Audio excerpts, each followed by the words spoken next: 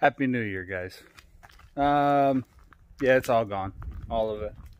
Shaved it off again. Haven't done it since last year, but it's completely gone. New year, old me. That's what we're going for. New year, old look, not old me. All right, so I want to cover a couple things before we take off and hit the road. Today's Tuesday the 5th. First thing is that we have heat. I will show you the hoses in a minute. I did not record the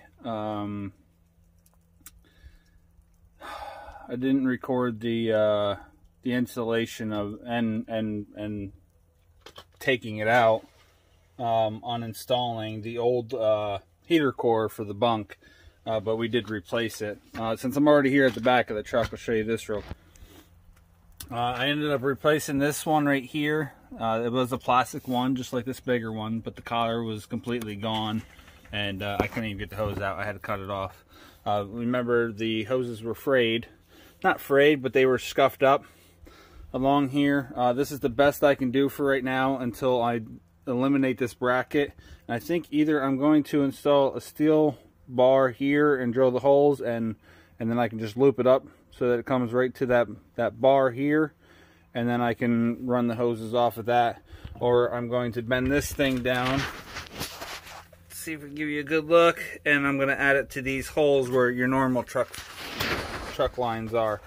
But I kind of want to keep this because I believe this is some type of a blow off in case the line freezes, so it doesn't blow a line. I believe that's what these are for, but until I get something set in place where I can drill a hole, I don't want to take this apart.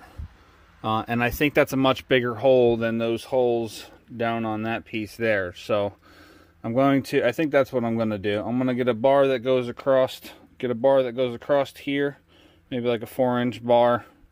We'll either weld it in or we'll just tack it in there, and then run the lines that way and eliminate this. But for the time being, I went back the way the lines already were. They didn't have a black one like they had before, so he had red. I don't care what color it is as long as it does the job. And then we wrapped it down in here, and there's fittings down inside here, which is where they're at. See if I can get a close-up for you guys. There's that big fat red one there, and then the skinny red one. Both those brand new reds, not that faded one on the right. But the brand new red ones are the ones we just put in. I also added these in. I had the red one had the plastic grip on there. I could have eliminated this too, but that's just a line there. And I just didn't like leaving that knuckle exposed where the line actually connects right there. So I said, you know what, I'll just leave that on there just for an added protection for where the line actually connects into it. So we got those on there, and I love these things. These things are so much better. The plastic one. So here's the old plastic one. I really don't like these because the metal piece that goes in here, that piece gets, all the crap and shit gets down in there. I mean, you can see how much sand and crud is down inside that. So that just ends up rotting away and really ruins it. There's the metal piece. So it looks fine right there. But if I were to crack this open, you'd see that metal piece. My son threw, pretty sure he threw the metal piece in here with my scrap pile. With my old headache rack that I ruined when I went to F2F. Here's the other headache rack with the shocks that I'm keeping just for backup. I mean, like I said, they were pretty good yet. I might get rid of them still. I don't know yet. This garage is a freaking disaster. This is pretty much what I've been working on over my break. This was completely covered with stuff. It's a door I have to put on my wife's van that came with the van. I just got to switch everything over. The people we bought the van from were they decided to change out the door instead of just changing out the parts. So now the door doesn't match, but that's right. We're going to get that taken care of. I got 4 brand new tires there. I paid $50 a piece for them. They are super max tires, and I mean they still have, let me zoom in here a little bit, they still have the across the entire tire those little knob things. Seen that? I have those little knobs.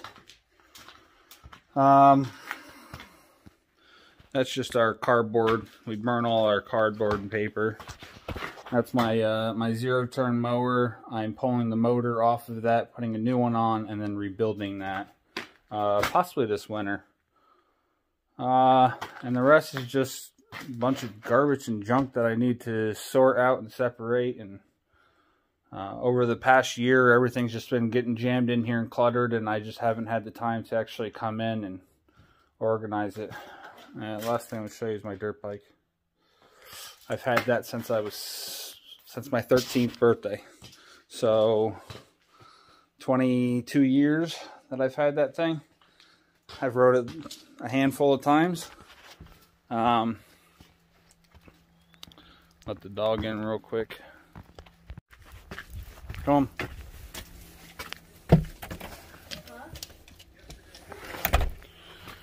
Our other dog is in heat, so normally he stays out and roams around, but well, it's also raining. He wants to be protective and become daddy, so what fun that is. And she's just a little tiny puppy. She's only a year-old, but she's in heat. Alright, so let's get back to the truck. We did this late last night. We lost a little bit of fluid, probably about a gallon. I couldn't get that freaking hose on quick enough, and it just poured out. It is what it is. We got it done. So I'll show you the 2 hoses real quick. So we got this hose here. That's brand new. It goes up into the back here. You can follow that blue line up into here. This one here. We replaced this one, and we replaced this blue line here. And this one, all it does is wrap around like that and go straight up. Now there's four lines here. So this one here, let me make sure you guys can see where I'm pointing at. That line there, that line goes to the cab. So that's for the front heater core. And then this one here, so you got 2 lines there. You got front heater core and you have the rear heater core. Those are your pressure lines. And then these lines that come back, this one comes from the front heater core, this one comes from the back heater core. These are your return lines. So there's not any pressure here, the pressure's over there. And then they go up to, see if I can zoom in here a little bit. These, let me get my finger up there somewhere. These 2 metal hoses right here, they travel through them hoses across the back of the firewall. They come across the firewall down here. They go down underneath. And then they come back up right up here. Now the 4 lines come back here. You have these 2 here. Make sure you see what I'm saying. These 2 here. There you go. So those 2 there are the AC lines, and then these 2 here are the heater lines, which go straight to the heater core. Like I said, unfortunately, I didn't do the video for the heater core itself. It really wasn't. It was more complicated than anything. It really wasn't hard. It was just complicated. Not complicated either, man. What's the better word for that? It was a tight squeeze, is what it was. It was just hard, a hard place to get into. Now I use my. Oh boy. I use my No lights left on, that's not great. I use my, I think it's in the house. I have one of those vibrating blade things. I can't think of what the heck it's called off the top of my head. But I used one of those to cut out the old piece. So basically all I had to do was push this thing down. I had to disconnect it. Well, all I had to do was slide mine off, and I shoved it down in here. And then down in here, you can kind of see it right there. That brand new black cap. That's the that's where the heater core is. There you go.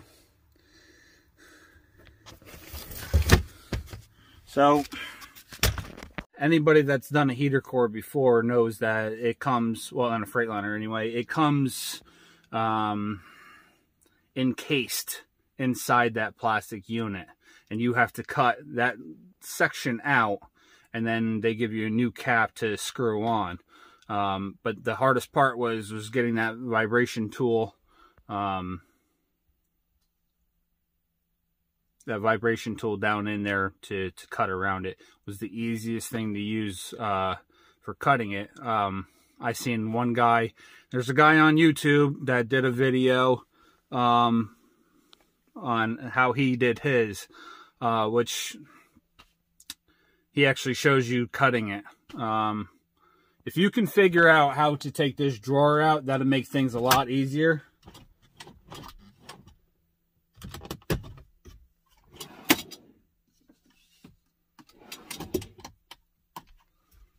I don't like that. Oh, there we go. If you can figure out how to take this drawer out, it'd definitely give you that extra 4 inches of room and make things much easier. But other than that, it was just trying to get down in here in this little tight area, trying to squeeze around and trying to get your head down in there and trying to make sure you get it all cut out. The other guy that I was talking about on YouTube, he did the video. He used a grinder. I mean, you could use a grinder. My thing is I didn't want to cut that hole bigger than it needed to be, and I think that's what he ended up doing. That precision tool, I was able to cut right around it pretty good. I did have a couple extra pieces that I had to clean up on the edges so that I can get the new heater core back down there. I kind of bent and twisted the old one to get it out, which wasn't a big deal. It was broken already. So that's it. It's beautiful. I mean, I'll know better as I hit the road later in a little while here, but I mean, it was really freaking nice going, just feeling the heat coming out of that bottom vent was excellent. So, as of right now, I don't know what I'm doing. I got everything ready to go. I got to load up the rest of the stuff in the truck. I got to get these coveralls off, these bibs off, whatever you want to call them. And then we'll see about hitting the road. But that's it for this video. This is just a Happy New Year and a little update what we just finished up doing. Now we got to hit the road. I'm going to make one stop. I'm probably going to make one stop over in Syracuse, back at the dealership. I'm going to grab a new air filter. And then I'm just going to start changing that air filter at the beginning of the year, every January. Although I think this is going to be my last January driving this truck. I also want to grab a new air filter gauge. So that's it. Thanks for watching, guys. Stay safe, and I should see you soon. I should be back on probably tomorrow.